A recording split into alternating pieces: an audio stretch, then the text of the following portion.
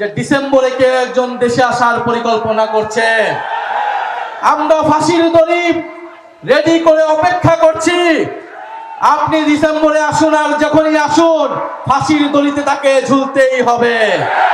আমাদের ব্যারিস্টার ফুয়াদ ভালো বলতে পারবেন, বাংলার 800 বছরের ইতিহাসে লক্ষণ সেনের পরে তিনি প্রথম শাসক, দ্বিতীয় শাসক যিনি বাংলাদেশ থেকে কাপুরুষিতভাবে পলাইতে বাধ্য হয়েছেন। বাংলাদেশ থেকে যে পালিয়ে যায় সে আর বাংলাদেশে কখনো ফেরত আসে না।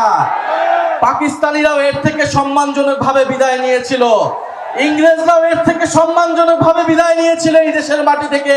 কিন্তু শেখ হাসিনা এবং আওয়ামী লীগ সরকার যত অসম্মানজনকভাবে, কাপুরুষিতভাবে এই দেশ থেকে, এই দেশের জনগণ ছেড়ে, তাদের নিজের নেতা কর্মীকে ছেড়ে দেশ থেকে পালিয়ে গিয়েছে, ভারতের কোলে আশ্রয় দিয়েছে, তিনি আর এই দেশে আসার সৎ সাহস কখনোই রাখবে না।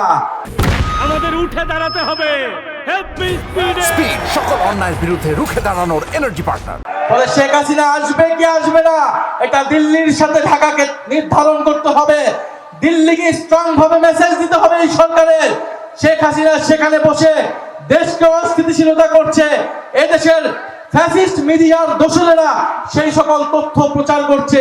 বাংলাদেশের জনগণ এটা মেনে নেবে না। প্রিয় রংপুরবাসী, আপনাদের সাথে দেখা হবে। আমরা ঐক্যবদ্ধভাবে রাজপথে আছি সংস্কার বাস্তবায়নের জন্য, গণভোট বাস্তবায়নের জন্য।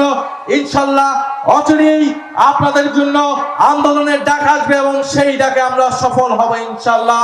বিদায় নিচ্ছি। আসসালামু আলাইকুম। ইনকিলাব জিন্দাবাদ।